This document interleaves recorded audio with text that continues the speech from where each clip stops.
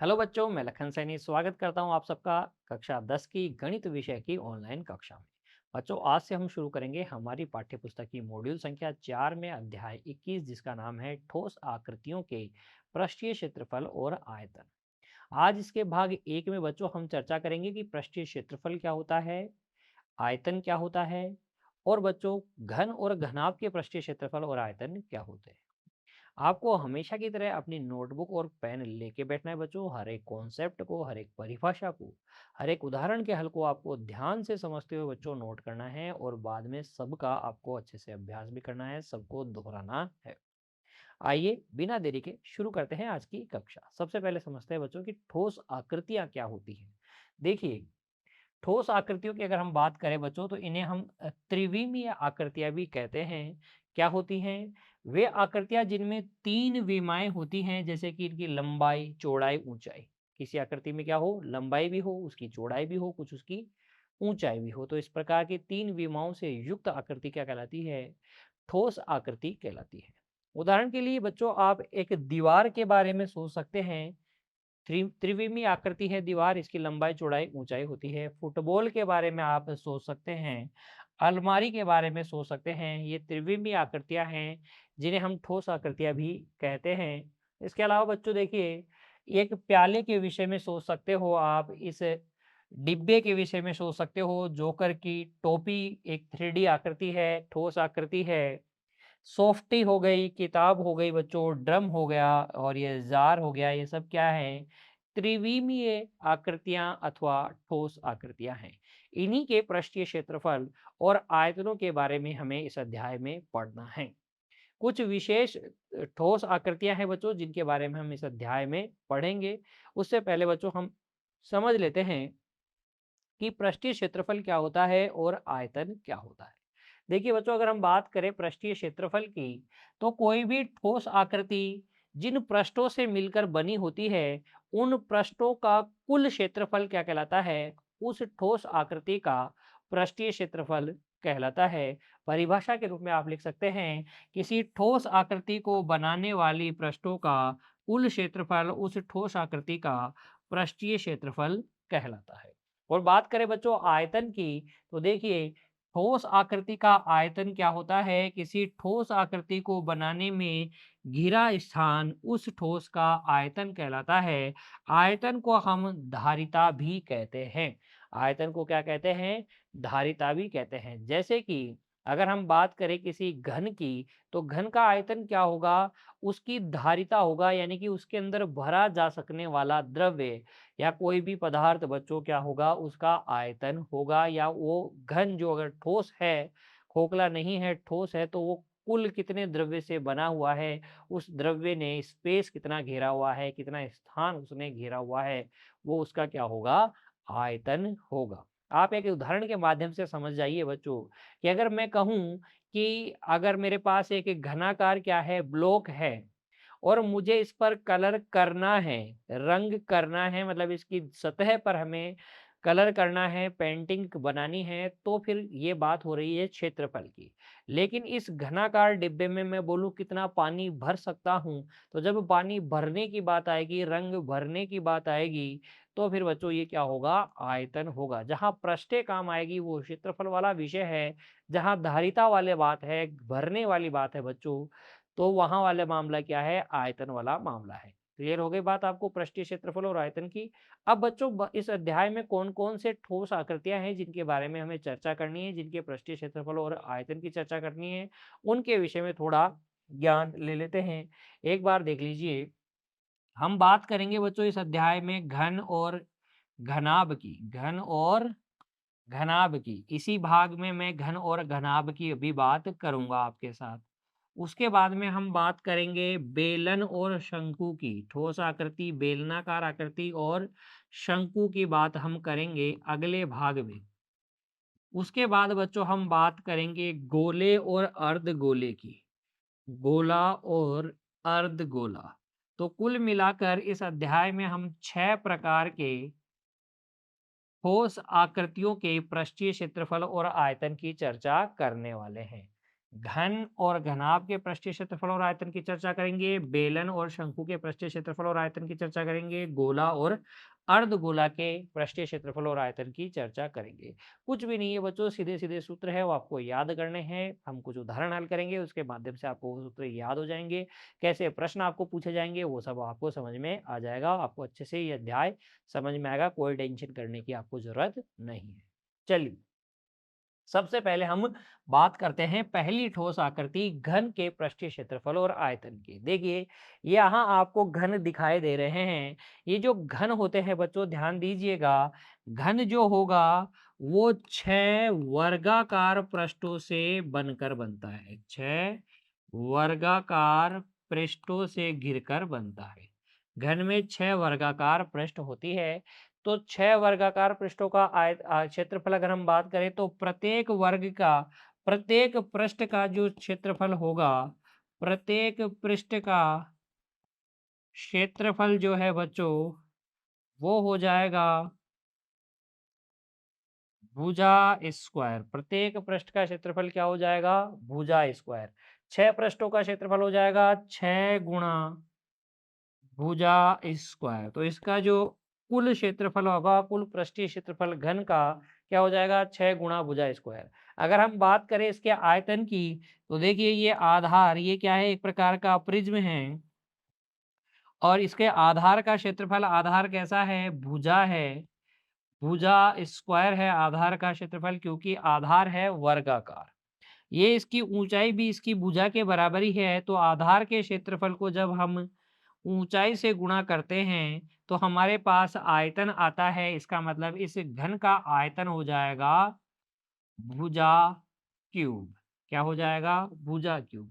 एक और कॉन्सेप्ट आपको याद रखना है बच्चों, इस घन के विकर्ण की, इसके जो मुख्य विकर्ण होता है उसकी लंबाई होती है भुजा रूट 3। कितनी होती है? भुजा रूट 3।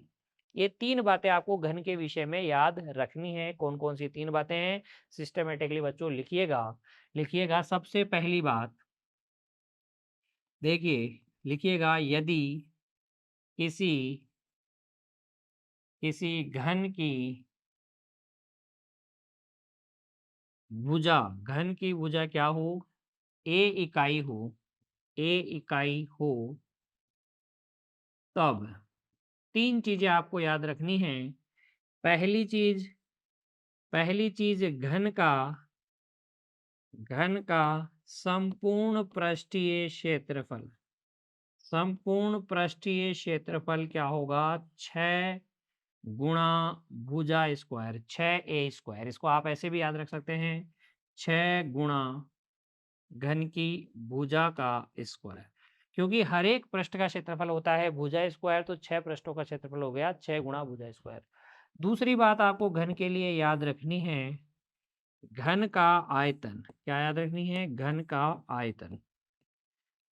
तो घन का आयतन क्या होता है बच्चों? ए क्यूब, यानी कि भुजा गुणा भुजा गुणा भुजा, भुजा क्यूब, ये होता है घन का आयतन। और तीसरी बात जो आपको याद रखनी है वो है घन के विकर्ण की लंबाई। घन के विकर्ण की लंबाई, विकर्ण की लंबाई, घन के विकर्ण की लंबाई होती है, इसकी भुजा का हम कितना गुना कर देते हैं? रूट 3 गुना कर देते हैं। तो भुजा रूट 3 क्या है? घन के विकर्ण की लंबाई है। ये घन के विषय में तीनों सूत्र आपको याद कर लेने हैं बच्चों। फिर आ जाते हैं हम हमारी अगली ठोस आकृति पर, घनाभ पर। जैसा कि आपको आकृति में दिख रहा है, घनाभ में क्या होती है? 6 आयताकार आयताकार पृष्ठ होती है। कितनी होती है? 6 आयताकार पृष्ठें होती है बच्चों घनाभ में। प्रत्येक पृष्ठ की अगर हम बात करें तो ये देखिए, इस पृष्ठ की ये लंबाई है, ये इसकी चौड़ाई है। तो ये देखिए, जैसे कि कमरे के फर्श के बारे में बात करें अगर, तो इसका क्षेत्रफल हो जाएगा लंबाई गुणा चौड़ाई, और छत का भी क्या हो जाएगा? लंबाई गुणा चौड़ाई। ठीक है ना। तो फर्श और छत का क्षेत्रफल लंबाई गुणा चौड़ाई। इस दीवार में अगर हम बात करें तो ऊंचाई है और चौड़ाई है, तो ऊंचाई गुणा बी है ना, यानी कि बी गुणा एच, बी गुणा एच इसका क्षेत्रफल हो जाएगा। अगर हम बात करें इस सामने वाली पृष्ठ की, तो सामने वाली पृष्ठ में लंबाई है और ऊंचाई है, तो लंबाई गुणा ऊंचाई। और बच्चों पीछे वाली पृष्ठ की अगर हम बात करें तो इसके भी क्षेत्रफल क्या होगा, लंबाई गुणा ऊंचाई ही होगा। हम इन 6 की 6 पृष्ठों के क्षेत्रफलों को जोड़ लेंगे तो घनाभ का संपूर्ण पृष्ठीय क्षेत्रफल आ जाएगा। और बच्चों अगर हम इसके आधार के क्षेत्रफल को ऊंचाई से गुणा कर दें, एल इंटू बी को अगर हम एच से गुणा कर दें तो L into B into H क्या आ जाएगा, इसका आयतन आ जाएगा। और अगर हम इसके विकर्ण की लंबाई की बात करें तो बच्चों इस घनाभ के विकर्ण की लंबाई का सूत्र होता है under root L square plus B square plus H square. ये तीनों बातें आपको घनाभ के विषय में याद रखनी है, नोट कीजिएगा। यदि यदि किसी यदि किसी घनाभ की लंबाई लंबाई एल, चौड़ाई चौड़ाई बी तथा ऊंचाई एच दी जाए, ऊंचाई एच दी जाए, तब देखिए बच्चों तीन चीजें। पहली चीज, घनाभ का संपूर्ण पृष्ठीय क्षेत्रफल या पृष्ठीय क्षेत्रफल क्या होता है, वो होता है 2 into L B plus B H plus H L. 2 into L B plus B H plus H L, क्योंकि लंबाई गुणा चौड़ाई 2 बार थी, चौड़ाई गुणा ऊंचाई 2 बार थी और लंबाई गुणा ऊंचाई भी कितनी थी घनाभ में 2 बार, तो दो दो पृष्ठ हैं इस तरीके की। तो 2 गुणा कर देंगे L B plus B H plus H L को। फिर आपको याद रखना है घनाभ का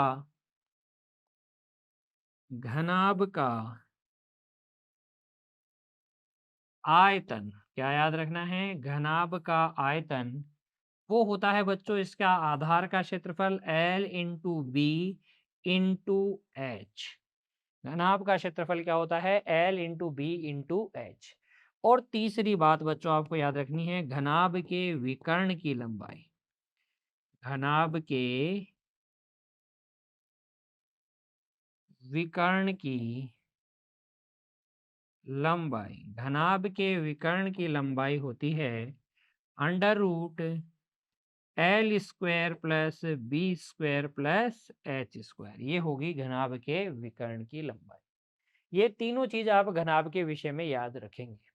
एक और इंपॉर्टेंट कॉन्सेप्ट है बच्चों ऊंचाई से संबंधित। देखिए आप लिखेंगे कुछ अन्य महत्वपूर्ण तथ्य, कुछ अन्य महत्वपूर्ण तथ्य। देखिए अन्य महत्वपूर्ण तथ्य में अगर हम बात करें पहली तथ्य की, तो अगर आपको ऊंचाई निकालनी है, चाहे से वो घन की ऊंचाई निकालनी हो चाहे से घनाभ की ऊंचाई निकालनी हो, तो आप क्या करेंगे, देखो घनाभ का आयतन है, यहाँ से आप ऊंचाई निकालेंगे तो एल इंटू बी का भाग लगाएंगे। इधर देखिए यहाँ पर घन में घन की भुजा या घन की ऊंचाई निकालेंगे तो भुजा स्क्वायर का आपको भाग लगाना पड़ेगा। तो अगर घन या घनाभ या कोई और आकृति है जिसकी ऊंचाई आपको निकालनी है, तो ऊंचाई निकालने के लिए हम क्या करते हैं, आयतन में क्षेत्रफल का भाग लगा देते हैं। आयतन में किसका भाग लगा देते हैं, क्षेत्रफल का भाग लगा देते हैं। दूसरी बात यह है बच्चों कि अगर हम किसी कमरे की चारों दीवारों का क्षेत्रफल निकालना चाहें, तो वो हम कैसे निकालेंगे, वो हम निकालेंगे 2 गुणा ऊंचाई, कमरे की ऊंचाई गुणा क्या कर देंगे, लंबाई प्लस चौड़ाई करके। इस तरीके से आप किसी घनाभाकार कमरे या किसी भी कमरे की चारों दीवारों का क्षेत्रफल निकाल सकते हैं। ये दोनों बातें भी आपको याद रखनी है। 6 सूत्र तो आपको याद करने ही करने हैं घन और घनाभ से संबंधित, 2 ये बातें भी आपको याद रखनी है ना? इन बातों को समझने के बाद बच्चों आप हल कर सकते हैं आपकी पाठ्य पुस्तक के कुछ उदाहरण। आइए एक-एक करके सभी को हल करते हैं और समझने का प्रयास करते हैं कि घन और घनाभ से संबंधित कैसे-कैसे प्रश्न हमसे पूछे जा सकते हैं, कैसे-कैसे घन और घनाभ से संबंधित पृष्ठीय क्षेत्रफल और आयतन के प्रश्न हमसे पूछे जाएंगे बच्चों। देखिए, हमारी पाठ्य पुस्तक की उदाहरण संख्या 1 पर विचार करते हैं।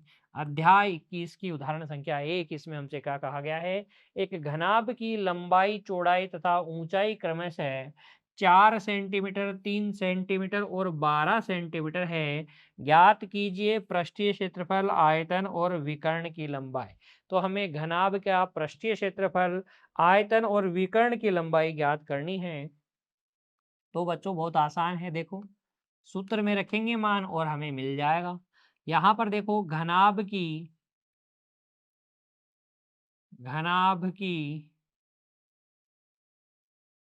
लंबाई एल कितनी दी गई है? लंबाई आपको दी गई है 4 सेंटीमीटर। कितनी? 4 सेंटीमीटर। चौड़ाई चौड़ाई आपको दी गई है 3 सेंटीमीटर तथा ऊंचाई बच्चों आपको दी गई है 12 सेंटीमीटर। ऊंचाई एच कितनी दी गई है? 12 सेंटीमीटर आपको दी गई है। आपको पहला निकालना है इसका पृष्ठीय क्षेत्रफल। तो पहला देखिए, घनाभ का पृष्ठीय क्षेत्रफल। सूत्र लगाइए बच्चों, सूत्र क्या है? घनाभ का पृष्ठीय क्षेत्रफल कह दीजिए या संपूर्ण पृष्ठीय क्षेत्रफल कह दीजिए, बात एक ही है। घनाभ का पृष्ठीय क्षेत्रफल होता है 2 into L B plus B H plus H L. तो ये हो जाएगा 2 into B L into B 4 गुणा 3 प्लस 3 गुणा 12 प्लस 12 गुणा 4। ठीक है, गुणा कर लेंगे फिर जोड़ लेंगे बच्चों। 2 गुणा 12 प्लस 12 तिया 36 प्लस 12 चौक 48। तो ये आ जाएगा 2 गुणा, देखिए जोड़ेंगे 2 और 8 10 6 16 की 6 हासिल 1 4 और 4 8 और 1 8 और 1 9। कितना आ गया? 96 को 2 से गुणा कर ले। 6 दूनी 12, 6 नाम 18 और 1 19। 192 सेंटीमीटर स्क्वायर इसका क्या आ जाएगा? पृष्ठीय क्षेत्रफल आ जाएगा। फिर आप निकालिएगा बच्चों आयतन। देखिए दूसरा, घनाभ का आयतन। घनाभ के आयतन का फॉर्मूला क्या है? L into B into H. तो 4 गुणा 3 गुणा क्या कर लेंगे? 12। ये आ जाएगा 144 सेंटीमीटर क्यूब बच्चों। स्क्वायर नहीं, क्या? क्यूब, क्योंकि आयतन है तो क्यूब। ठीक है, तीसरी चीज आपको निकालनी है इसके विकर्ण की लंबाई। तो घनाभ के सूत्र याद होना चाहिए बच्चों। घनाभ के विकर्ण की लंबाई का सूत्र क्या होता है? विकर्ण की लंबाई का बच्चों आपके पास सूत्र होता है under root L square plus B square plus H square. तो यहाँ मान भर दीजिए। विकर्ण की लंबाई डी बराबर आ जाएगी डायगोनल डी। एल स्क्वायर मतलब 4 का स्क्वायर प्लस 3 का स्क्वायर प्लस ये एच का मतलब 12 का स्क्वायर। तो यहाँ से विकर्ण की लंबाई डी बराबर आ जाएगी, देखो 16 और 9, 16 प्लस 9 प्लस कितना? 144। तो ये आ जाएगा 25 जोड़ेंगे 144 में 169 आ जाएगा। 169 का रूट कितना आ जाएगा? 13।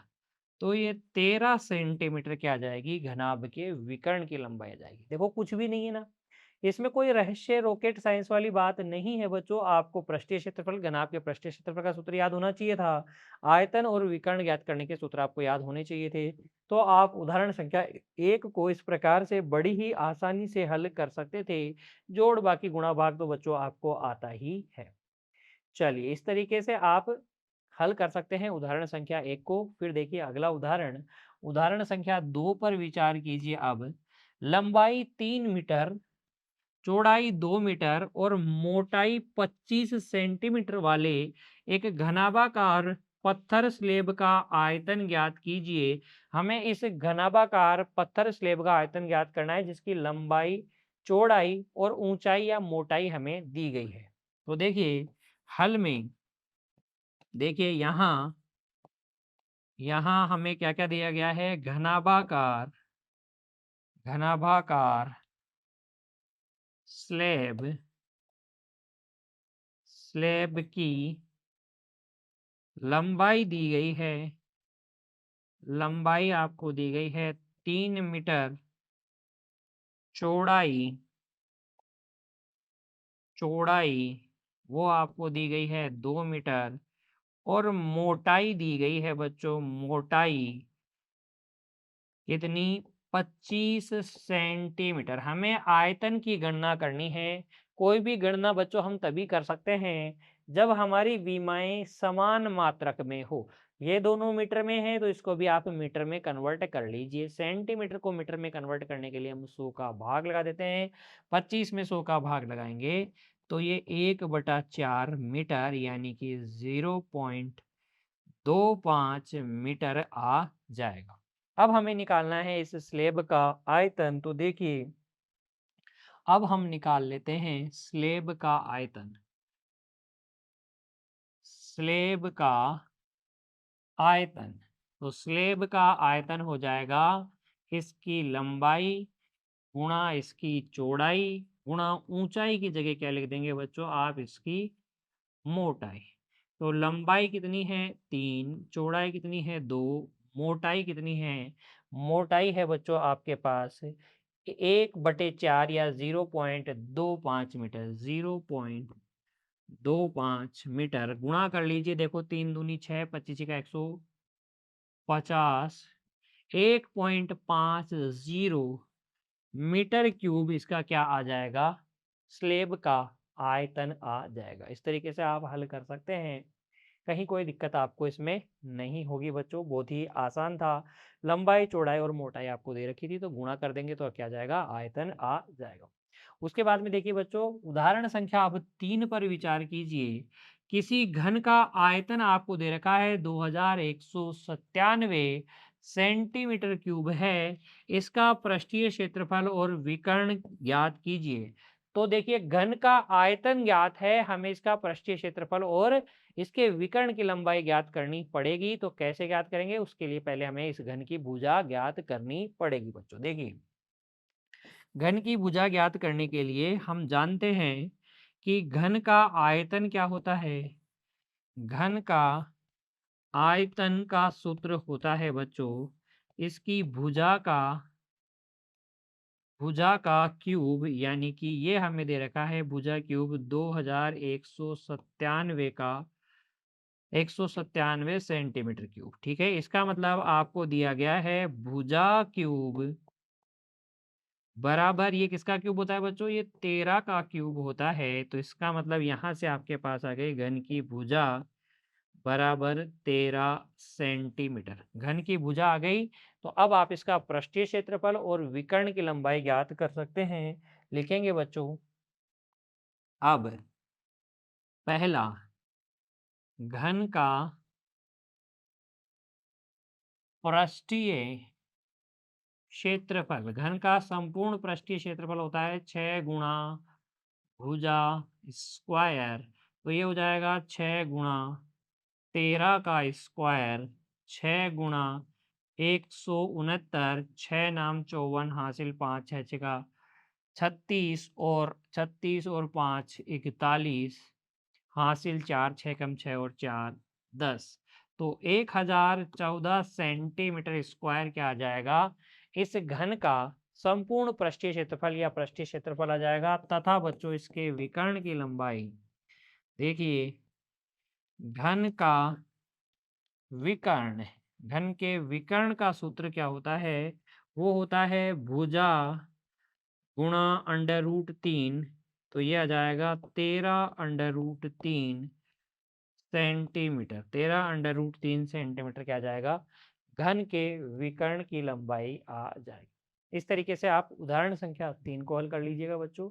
उसके बाद में देखिए उदाहरण संख्या 4, इसमें आपको कहा गया है एक घनाभाकार टंकी की लंबाई और चौड़ाई 5 मीटर और 4 मीटर है। यदि यह पानी से संपूर्ण भरी हुई है, इसमें 60 मीटर क्यूब पानी है बच्चों, कितना है? 60 मीटर क्यूब पानी है। तो टंकी में पानी की गहराई या हम कहेंगे टंकी की ऊंचाई ज्ञात कीजिए। ध्यान दीजिएगा, हमें यहाँ पर क्या-क्या दिया गया है। हल में हम लिखेंगे घनाभाकार घनाभाकार टंकी की लंबाई लंबाई हमें दी गई है बच्चों। घनाभागार टंकी की लंबाई 5 मीटर और चौड़ाई 4 मीटर। 5 मीटर और चौड़ाई हमें दी गई है। चौड़ाई हमें दी गई है कितनी? 4 मीटर। हमें निकालनी है गहराई और उसके लिए हमें पता है टंकी में पानी का आयतन। टंकी में पानी का आयतन जो कि पूरी भरी हुई है, इसलिए इसे हम टंकी का आयतन बोलेंगे। टंकी का आयतन ही हम इसे बोलेंगे कितना है? 60 मीटर क्यूब है। कितना है? 60 मीटर क्यूब।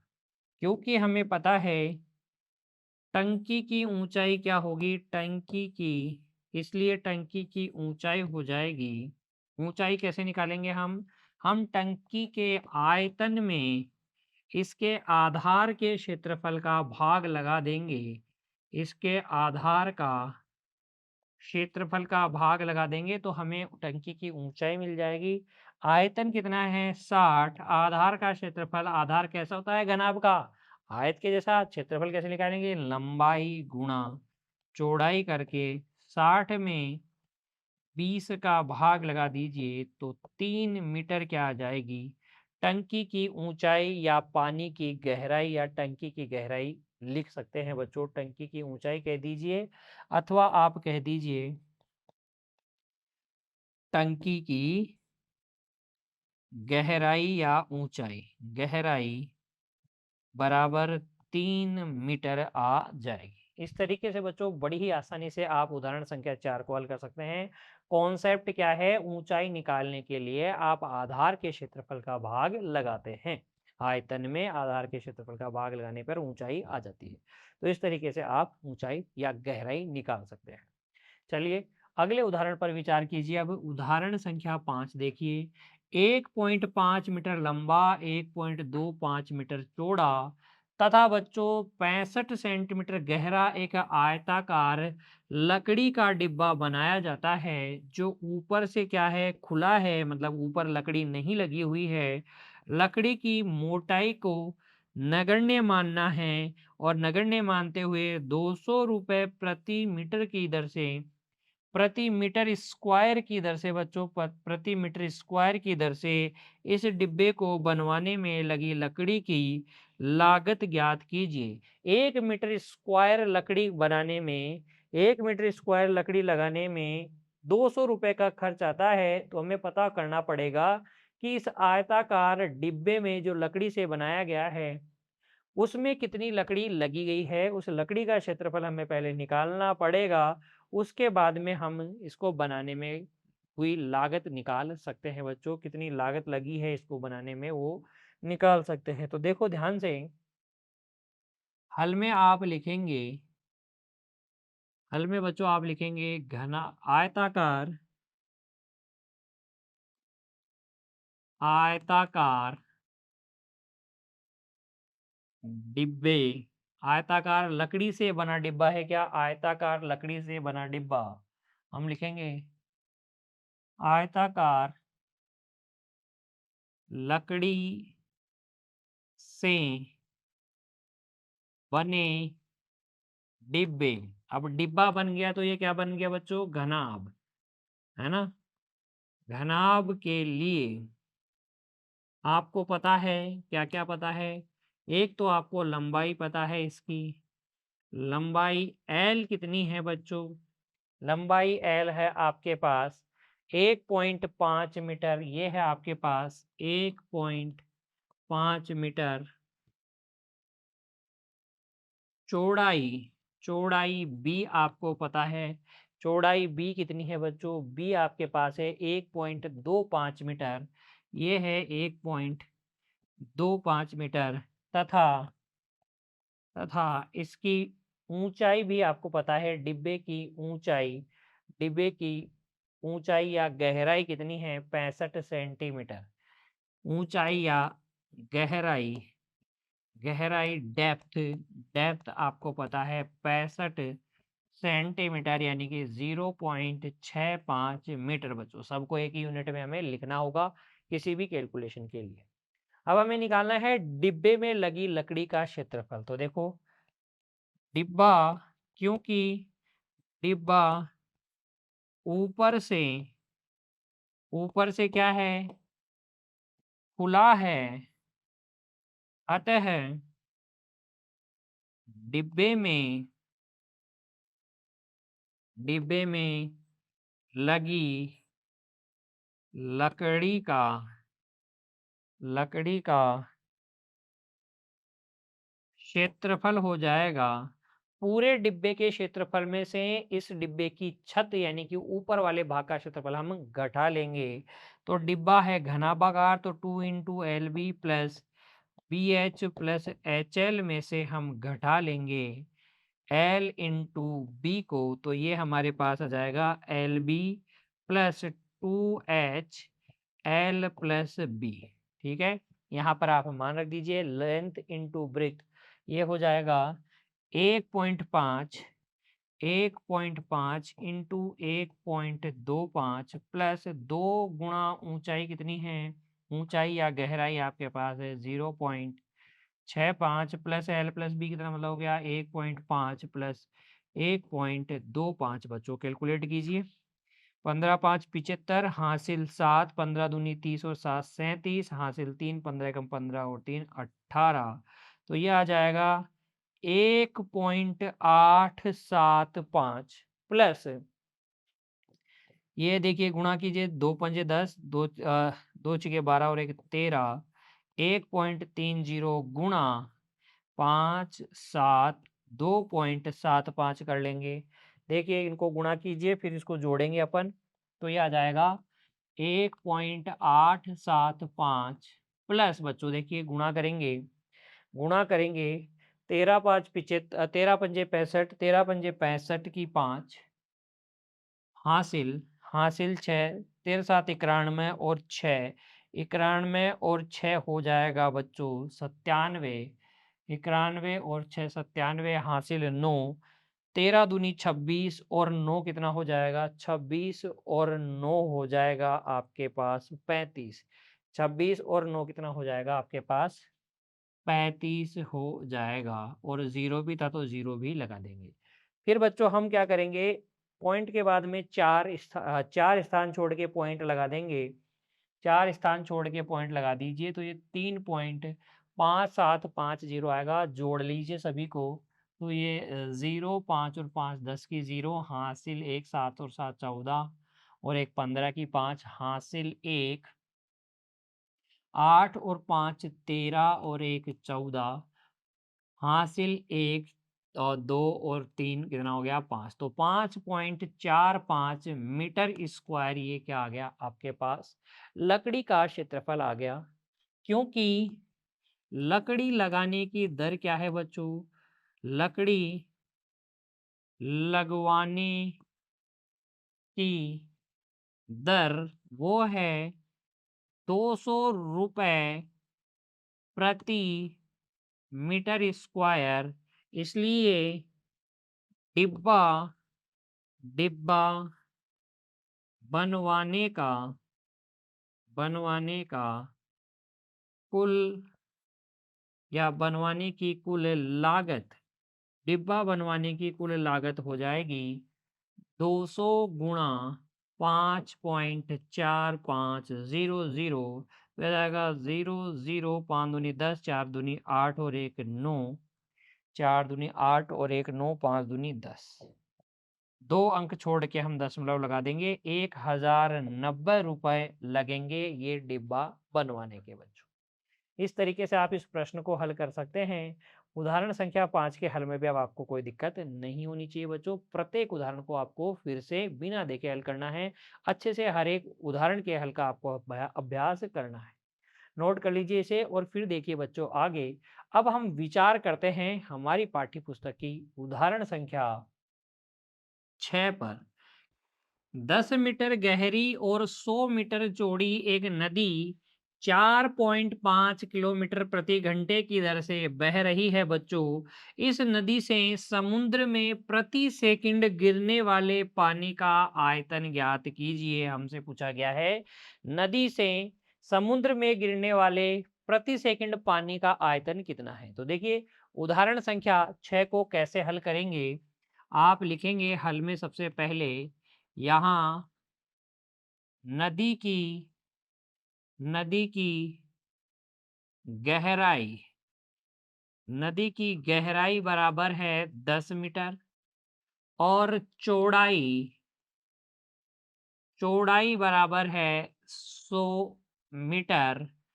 पानी की जो स्पीड है पानी की स्पीड बच्चों पानी की चाल आपको दी गई है 4.5 किलोमीटर प्रति घंटा। जबकि यहाँ पर मीटर है और सवाल में हमारे पास जो समय है वो प्रति सेकंड है। तो इसे मीटर प्रति सेकंड में चेंज कर लेते हैं बच्चों। यह आ जाएगा 4.5 किलोमीटर को मीटर में चेंज करेंगे तो हम 1000 मीटर लिखेंगे और घंटे को मिनट में चेंज करेंगे तो 60 गुणा 60, सेकंड में चेंज करेंगे तो बच्चों 60 गुणा 60 आएगा। देखिए ये 0 से 0, इस 0 से ये 0 कैंसिल हो गया। 45 बटे ये हो जाएगा 45 बटे 36। 9 से काट लेंगे तो 9 पंजे 45, 9 चौक 36। ये मीटर प्रति सेकंड क्या आ जाएगी। ये आ जाएगी पानी की चाल। ठीक है, अब ध्यान दीजिएगा ये नदी है ये नदी है और इसकी कुछ क्या है गहराई है। गहराई कितनी है नदी की। नदी की गहराई है बच्चों ये गहराई है नदी की कितने मीटर है 10 मीटर है।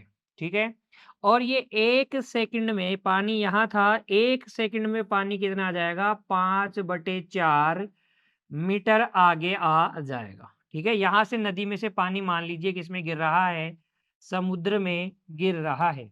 तो ये 1 सेकंड में पानी द्वारा क्या बनाया गया है घनाभ बनाया गया है। क्या घनाभ बनाया गया है। इस घनाभ का जो आयतन होगा उतना ही पानी समुद्र में गिरेगा। तो हम कह सकते हैं कि अगर पानी की चाल 5/4 मीटर प्रति सेकंड है तो प्रति सेकंड गिरने वाले पानी का आयतन क्या होगा इस घनाभ के आयतन के बराबर होगा। कॉन्सेप्ट आपको समझ में आया। ये आपको फिगर बनाने की कोई आवश्यकता नहीं है।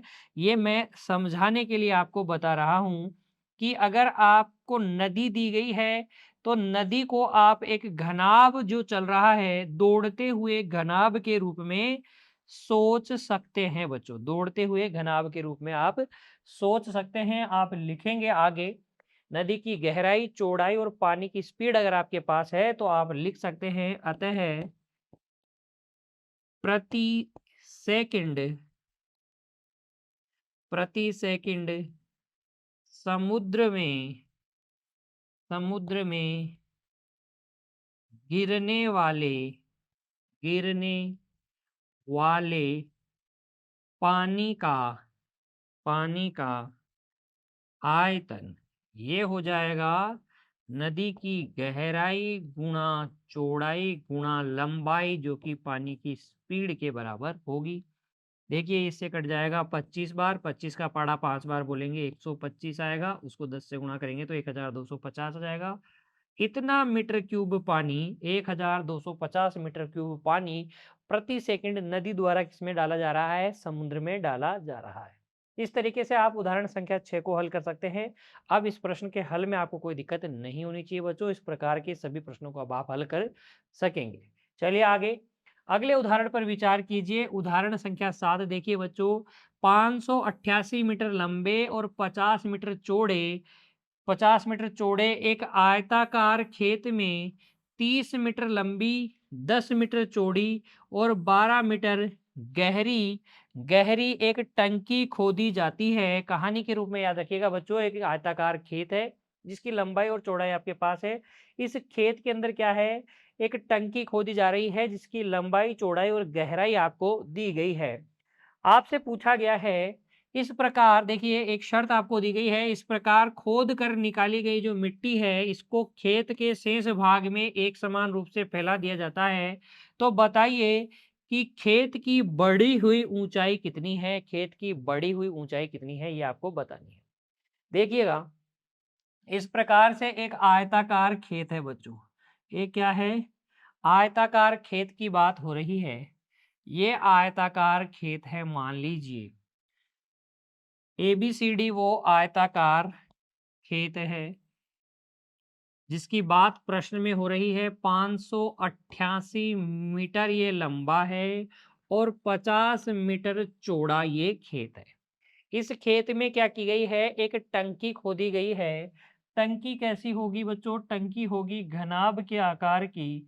तो इस प्रकार की एक टंकी इसके अंदर खोदी गई है। ये लीजिए, ये टंकी हमने इसके अंदर से खोद दी। अब इस टंकी की देखिए लंबाई, चौड़ाई और ऊंचाई क्या-क्या है। टंकी की जो लंबाई है वो 30 मीटर है, चौड़ाई जो है 10 मीटर है और गहराई जो है 12 मीटर है। इस टंकी में को खोदने में जो मिट्टी निकली ना बच्चों, उसको खेत के शेष भाग पर एक समान रूप से फैला दिया गया है। तो ये मिट्टी मैं ले लेता हूँ और इसको एक समान रूप से इस खेत पर फैला देता हूँ। इस तरीके से हमने इस मिट्टी को खेत में एक समान रूप से क्या कर दिया है, फैला दिया है। यह है प्रश्न की कहानी। प्रश्न की कहानी आपको समझ में आ गई कि क्या है? खेत है, खेत में टंकी खोदी है, टंकी से जो मिट्टी निकली है उसको हमने खेत के शेष भाग पर बिछा दिया है। हमसे पूछा गया है कि अगर हम इस मिट्टी को बिछाएंगे तो खेत की कुछ ऊंचाई बढ़ जाएगी। ये बढ़ी गई ऊंचाई कितनी है? तो देखिए, हल में आप इस प्रकार का एक डायग्राम बना लीजिए। चाहे तो नहीं भी बनाएंगे तो कोई बात नहीं है, उसमें भी कोई बात नहीं है। सबसे पहले आप लिखिए, खेत की लंबाई कितनी है? 588 मीटर है।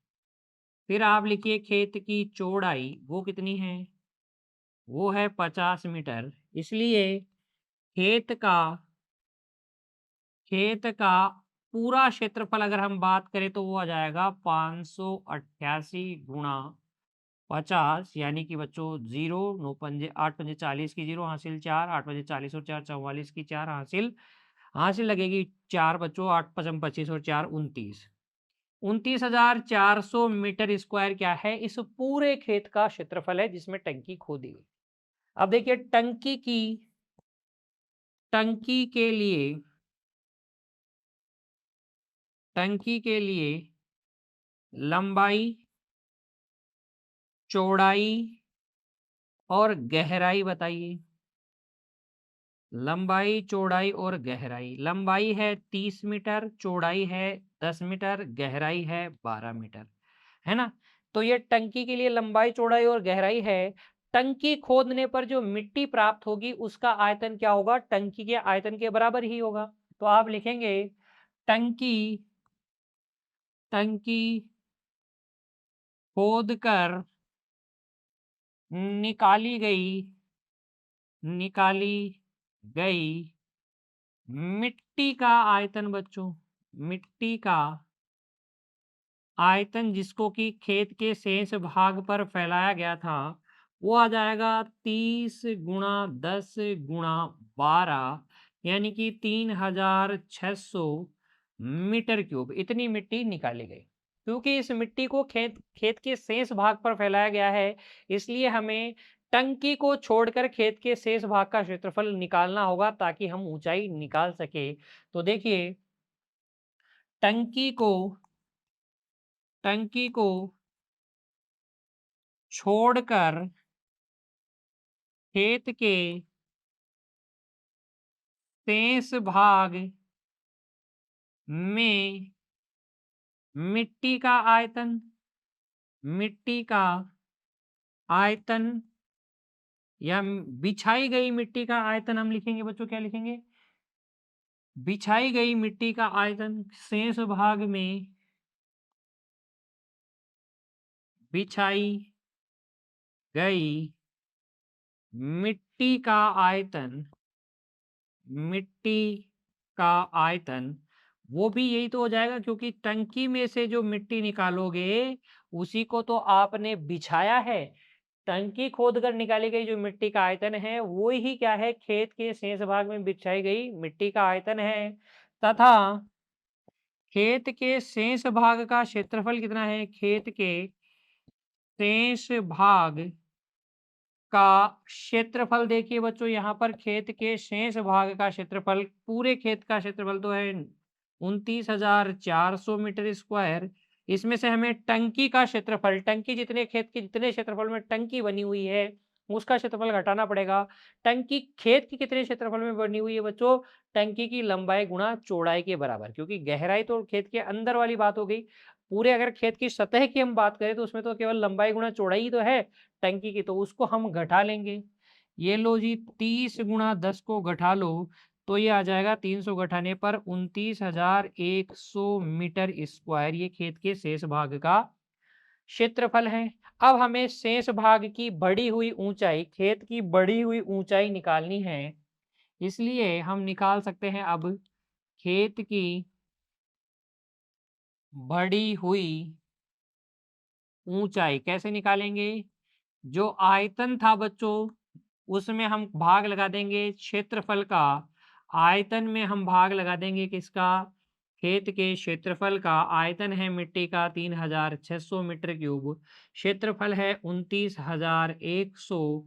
भाग लगाइए बच्चों, 3 से काट लेंगे तो ये 12 बटे कितना आ जाएगा? 97 आ जाएगा। भाग लगाएंगे तो लगभग 0.123 मीटर आ जाएगा। तो इतनी मीटर ऊंचाई बढ़ गई है किसकी? खेत की बच्चों।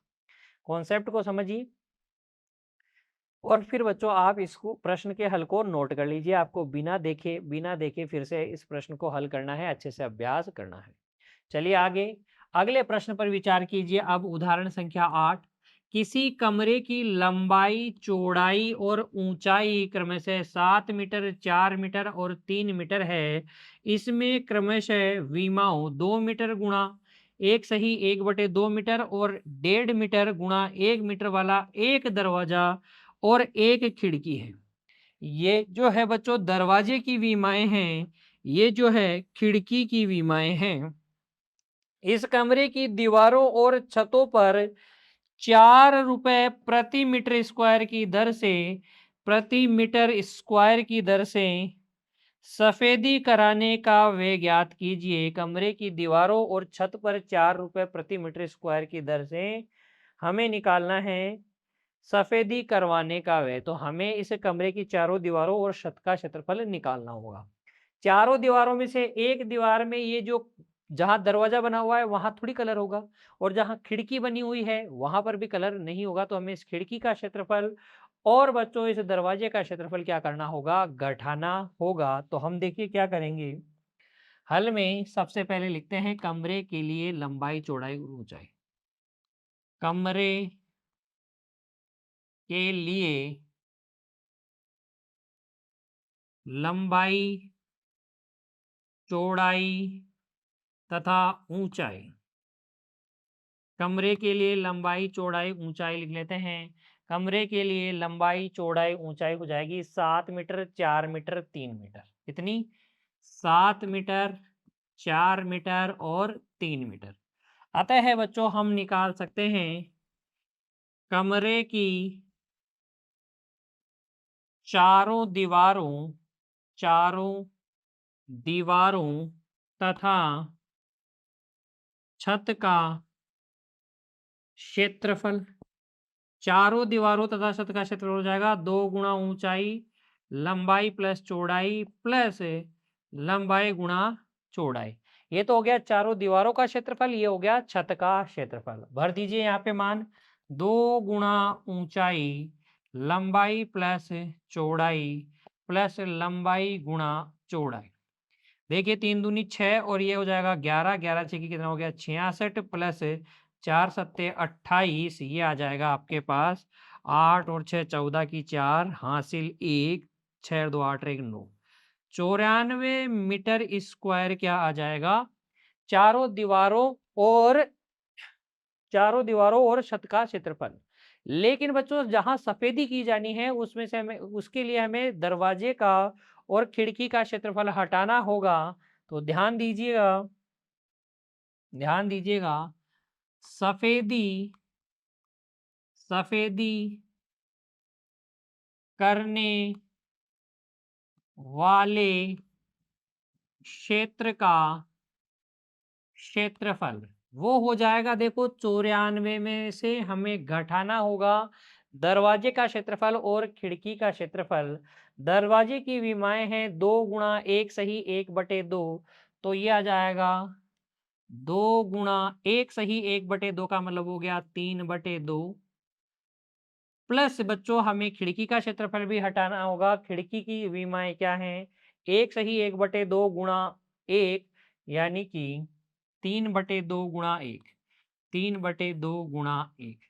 तो ये आपके पास आ जाएगा देखो 94 माइनस 6/2 प्लस 3/2 यानी कि 94 माइनस 9/2, 9/2 का मतलब हो गया 4.5।